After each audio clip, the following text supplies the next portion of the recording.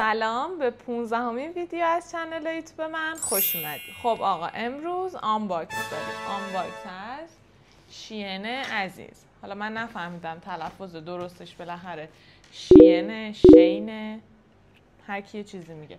من خودم قبلا میگفتم شین ولی جدیدن دیدم که شین انگار درستشه. حالا دیگه نمیدونم اگه اشتباه تلفظ میکنم ببخشید. من دفعه دومه که از سایت شین خرید میکنم. دفعه اول هنوز استارت چنل یوتیوبم رو نزده بودم که واسهتون ویدیوشو بگیرم و این دفعه به ذهنم اومد که توی ویدیو با هم دیگه آنباکسش کنیم و ببینیم که آیا اون محصول کارایی داره اصلا یا نه و اصلا شبیه عکساش هست، چه تفاوتی داره دیگه. چون که همونجور که میدونین سایت شین یه سایت چینیه که همه این چیزا از چین تولید شده و به نسبت سایت های دیگه و به نسبت مغازه های حضوری قیمت خیلی مناسب تری دارن توی بازار. خب خیلی ها به خاطر قیمت مناسبش ازش خرید میکنن. حالا من دفعه اول که خرید کردم تقریبا راضی بودم از چیزایی که سفارش داده بودم و بریم دیگه با هم باز کنیم ببینیم که چیا توشه و بعد از اینکه آنباکسش هم انجام دادم میرم از این وسایل استفاده میکنم، ویدیوشم واسهتون میذارم همون لحظه که ببینین اصلا این وسیله کاربرد داره، ارزش خرید داره یا نه. همه رو قراره بهتون بگم. پس تا آخر این ویدیو همراه من باش. بزن بریم. خب بریم واسه آنباکسش. من تا از پلاستیکاشم در نیاوردم که دیگه با هم دیگه بازش کنیم و ببینیم چیه. خب اولین چیز یه ارگانایزره که من سفارش دادم واسه یه زیر کابینت که چه میدونم شوینده بچینی بعد روش یه چیزی بچینی، چون من یه کمدی دارم که طبقه نداره و خیلی بلنده کموده. میخواستم یه چیزی باشه که داخلش بذارم اینهاش. ببینین کامل اینجوریه. فکر میکردم بزرگتر باشه ولی خب شاید باید اسمبلش کنم ببینم چه مدلیه. خب این شکلیه، لاکی هم هست یعنی پلاستیکه و بعد ببینم که چه جوری وصل میشه.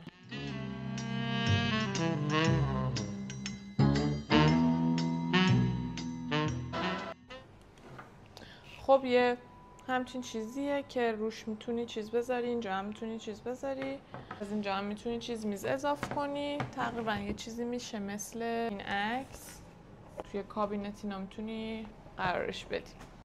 Before, after. خب میریم سراغ آیتم بعدی. میریم که بازش کنیم.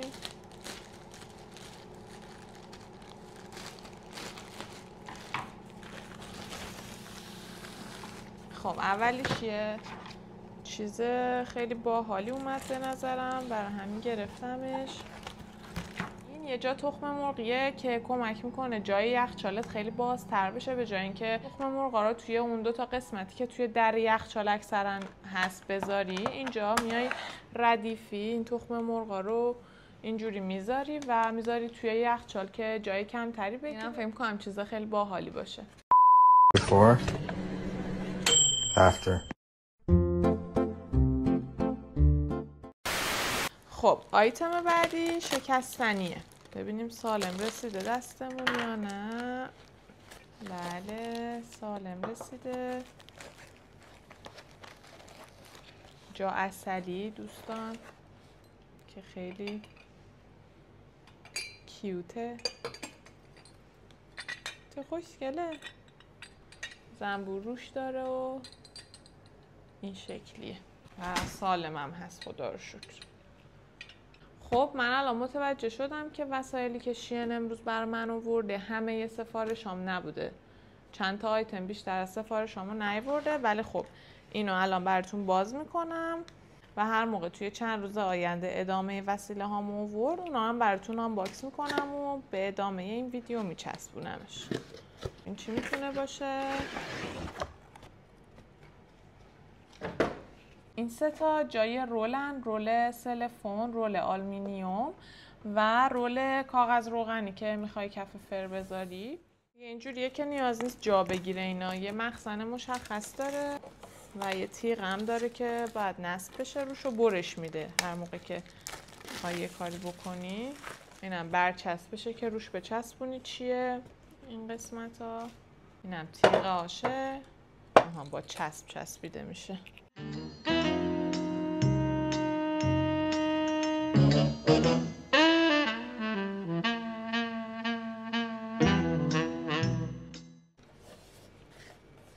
این شکلی. 2000 years later.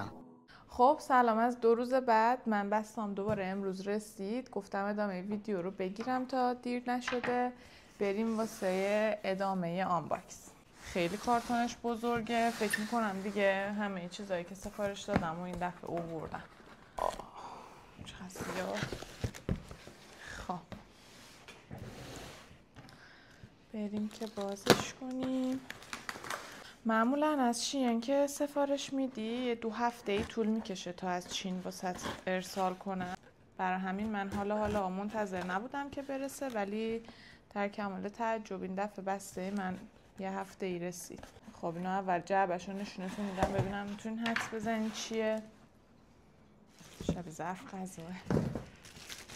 خب عرضم به حضورتون که این یه جعبه یه واسه یه نگهداری دارو توی یخچال. من داروهایی که از ایران آورده بودم همشو توی یخچال تو پلاستیکای مختلف اینجوری چپوندم و خیلی به هم ریخته بود و خیلی جا میگرفت. اینو از توی سایتش دیدم، به نظرم چیز کاربردی اومد. بعد که چیدمش کامل براتون فیلمش هم میگیرم. چجوری هست این؟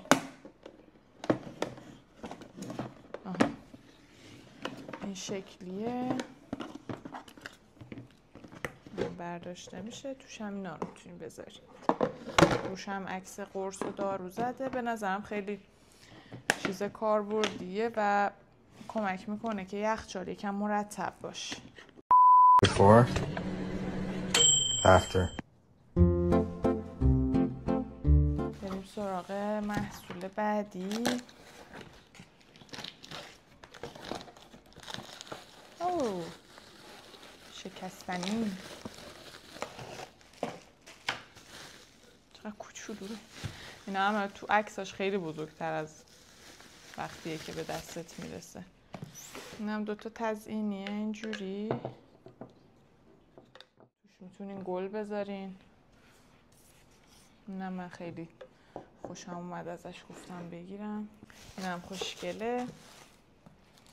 بریم سراغ بعدی ببینیم دیگه چی هست اینجا. راستی تا یادم نرفته اگه تا اینجای ویدیو اومدین یادتون نره که ویدیو رو لایک کنین و اگه ویدیوهای قبلیه چنلم ندیدین حتما یه سر بزنین چون ویدیوهای خیلی جذابیه و اگه دوستشون داشتین برام کامنت بذارین. مرسی. باز شود دیده شود. این جا جواهری خوشگلمه که خیلی دوستش دارم. ببینیم کیفیتش چجوریه. ابعادش خوبه. فکر میکنم بزرگتر باشه ولی خب به نظر خوبه کافیه. یعنی این یکی از کشوهاشه.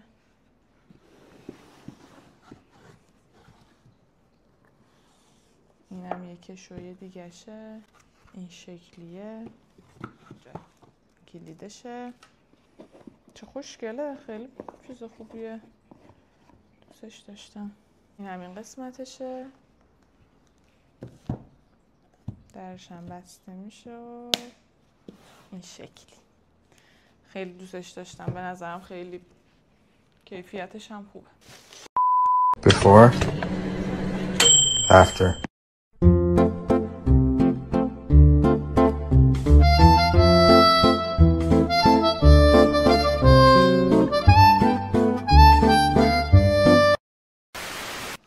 چی میتونه باشه؟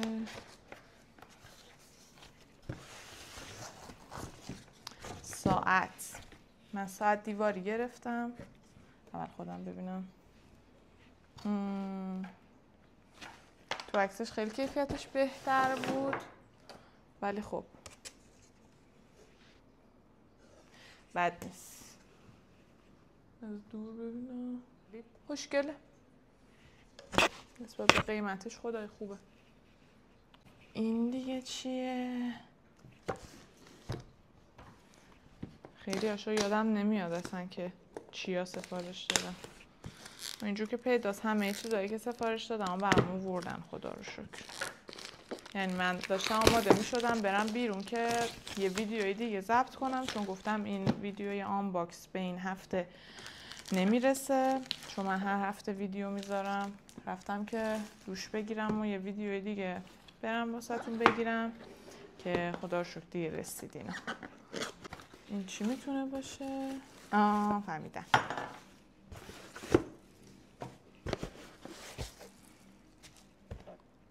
اینم مال پشت سینک ظرفشوییه. اسکاچم داره باش. جاریکایی.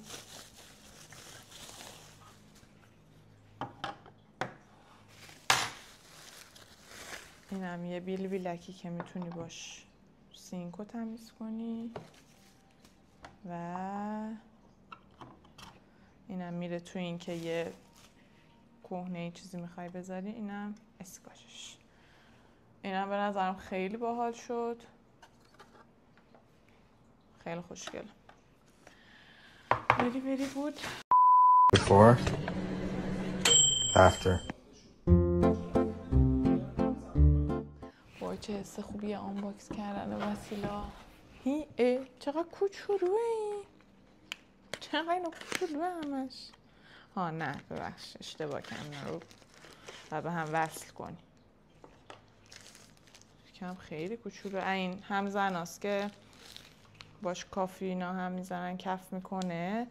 از این دوتا چیزاش معمولا همش تکیه، این دایره رو یه دونشو داره، ولی من اینو دوتایشو گرفتم. بریم سراغ محصول بعدی. این دیگه چیه؟ چقدر اینا رو سفت بسته بندی کردن که از چین میرسه موقع تو را آسیبی بهش نرسه. نه اشتباهت زدم که چی میتونه باشه. اینم یه تزیینیه. از سنگینه. این جای دستمال کاغذی واسه روی میز این شکلی. خوشگله. خیلی هم سنگینه. جنسش از این بی خودی ها نیست. دوستش داشتم اینه. این با اینکه چیزای شکستنی هم سفارش دادم ولی خدای بسته بندیشون خیلی خوب بود. خیلی سفت و محکم. خیلی شیک. این در کنار این زیباست. این چیه؟ این یه چیز خیلی کوچولوه ولی کاربردیه واسه آویز کردن کلاه. کلاه رو اینجوری میذاری تو هم و به رگال لباس آویزون میکنی، چون معمولا کلاه یه چیزیه که جای مشخصی نداره. خوبیش اینه که تو خیلی چیزایی به درد بخوره کوچولو موچولو میتونی از توش پیدا کنی. من اینشو خیلی دوست دارم و اینجوری هم هست که وقتی تو دنبال یه چیزی میگردی، مثلا میری سرچ میکنی، حالا یه محصولی شبیهشو میبینی، دیگه سرچت میشه پر از محصولاتی که به اون مربوطه و تو خیلی راحت و سریع میتونی اون چیزی که دنبالشی رو پیدا کنی. اینا هم از این چسبونکیه که توی حمام یا حالا هر جا میتونی بذاری و حله بهش آویزون کنی اینجوری. اینا هم این چیه؟ این یه چیزیه که همه بهش احتیاج دارن یه جورایی، ولی کمتر کسی پیدا میشه که بره چاره اینو پیدا کنه و ابزار مناسبش رو بخره. کمربند سوراخ کن. من الان 1 سال پیش فکر کنم یه کمربند واسه نیما گرفته بودم، اندازش نبود و باید یه سوراخ به اون کمربند اضافه میکردیم، ولی کمربند سوراخ کن نداشتیم و اون کمربند کلا هنوز استفاده نشد، ولی الان دیگه با این استفاده میشه. اینم فکر کنم چیز خیلی کاربردی. اینم واسه کنار میذارش هم اینجا گوشباک کن میتونی بذاری، اینجا هم پد سکه‌ایاتو میچینی که مرتب باشه. اینم از این. من بیشتر جای چیزای مختلف سفارش میدم، جای دستمال کاغذی، جا حله‌ای، نمیدونم جا 1000 تا جا. هرچی جا بوده من سفارش دادم. اینم سیر له کنه فلزی، چون من قبلا یه دونه لاکیشو داشتم که تپ شکست، اصلا قدرت نداشت سیر رو له کنه و فشار زیادم که میدادی میشکست و اینم باش. بله اینم با امتحان کنم ببینم که به درد میخوره یا نه. چرا اینجوری شد؟ آره دیگه، سیر رو میدازی اینجا و اینجوری فشار میدید دل رو دش میاد بیرون. فلزی هم هست خوبه. این هم بازی چیز خیلی کاربردیه که نمیدونم تو بازار خیلی راحت میتونین ببینین یا نه. به نظر چیز خیلی سادهیه ولی اینجاها شیار داره. به درد کجا میخوره؟ به درد تمیز کردن لایه درز پنجره ها. مثلا ما خونمون خب سالن کلا شیشاش از این دو جداراست که لبه داره، بین این لبه ها رو میتونین تمیز کنی. خونه‌هایی که شوفاژ دارن بین ردای اون شوفاژا رو میشه تمیز کرد. هر جای درزی که توی حالت عادی دست نمیره با این فکر کنم خیلی راحت تمیز شه. خیلی هم راحت اینجوری میکشی. اینم یه پابند گوگلی دیدم گفتم بخرم ببینم چی جوریه. کلا شین همه چی توش پیدا میتونی بکنی، از چی میگن جون مرغ گرفته تا پای رو، از رون مرغ تا جون آدمیزاد، از پای مرغ گرفته تا جون آدمیزاد، همه چی خلاصه توش هست.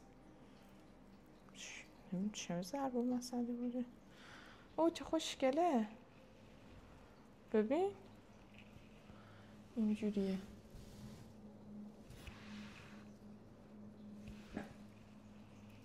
خیلی نازه. فکر کنم اینا کوچیکه. کلا شین اینجوریه که تو عکسش هر چیزی رو میبینی بعد خیلی کوچیک ترش رو تصور کنی که میرسه، چون تو انتظار داری یه چیز بزرگ باشه. حالا ابعادیناش هم نوشته خب من خیلی توجه نمیکنم. مثلا من اینا رو گرفتم واسه یه زیر ظرفای روغنه، 2 شیشه دارم واسه روغن زیتون و روغن مایه، زیرش میخواستم اینا رو بذارم. حالا نمیدونم که جا میشه یا نه، ولی خب حالا کاربردهای دیگه داره. اینم از این. نزدیک بود اینو بندازم. این نمیدونم کاربرد داره یا نه. این از اینایی که مثلا چیپس میخوری، چیپست نصفش میمونه، میخوای هوا نگیره و درش بسته اون اینجوری ویش میکشی درش رو چفت میکنه. الان چراغش هم روشن شد، بذار همین الان یه چیپس بیارم. باز کرده من اومدم این چیپس ماه که خب درش بازه. حالا من میخوام در این کیپ بشه. این الان چراغش روشن. اوه داغ میشه. میدونی چیه؟ این یه جورایی میسوزونه، یه حرارتی بهش میده که قفل شه.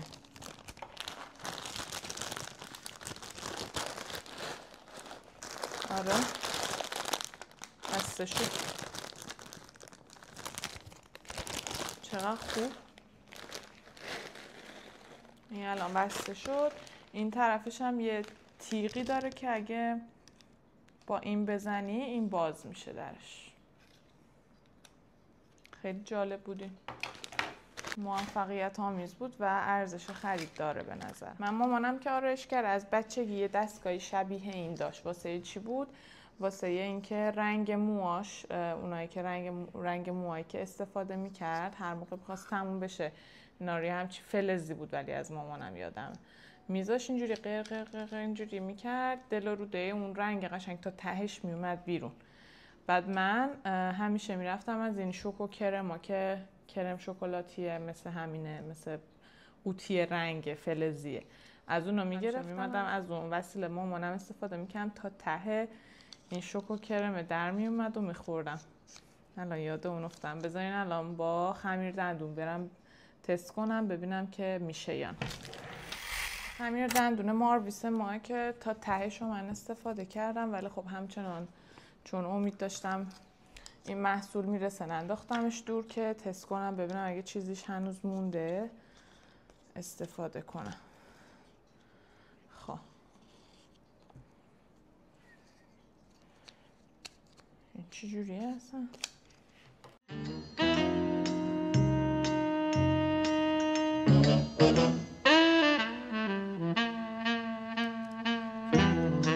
چون که من کامل اینو استفاده کردم این دیگه چیزی نداره اونقدر، ولی اگه یکم اینجاشو فشار بدم یکم ازش میاد، ولی خراب نبود خدا رو شکر. فقط من داشتم اشتباه استفاده میکردم.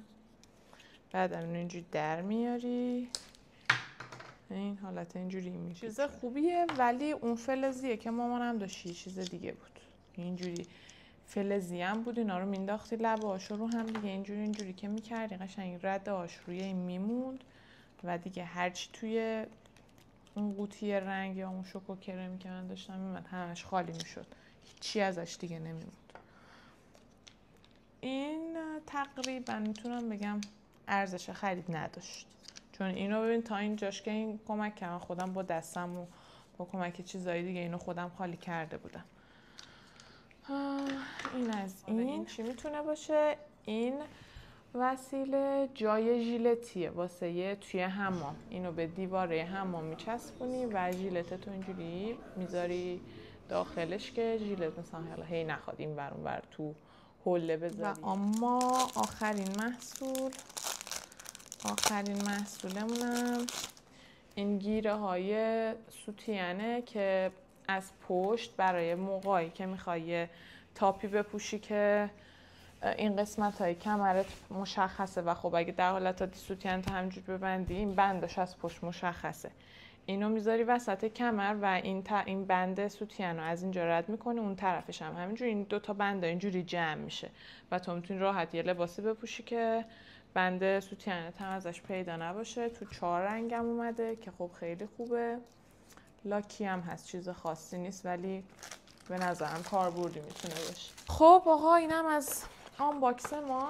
خودم اگه بگم بین این محصولایی که سفارش دادم کدومشو بیشتر از همه دوست داشتم، تزیینیایی که اومد به نظرم خوجای جواهریمو خیلی دوست داشتم که این به نظرم خیلی خوب بود. کلا به نظرم نسبت به قیمتی که داره، چون با این قیمت تو نمیتونی توی حالا اروپا یا فروشگاه حضوری یا حتی از آمازون نمیتونی با این قیمت این چیزا رو بگیری، اکثرا گرون تری، یا توی فروشگاه حضوری 100% یه همچین چیز خیلی گرون تر از چیزیه که من از شین سفارش دادم.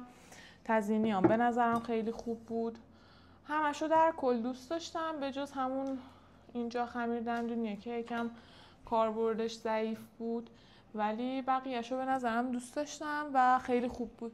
از ویدیوی من اگه دوست دارین از این ویدیوهای آنباکس به هم بگین حتما که دفعات دیگه‌ای هم که از شین یا حالا از آمازون محصولی سفارش دادم بیام و واسهتون آنباکسش کنم.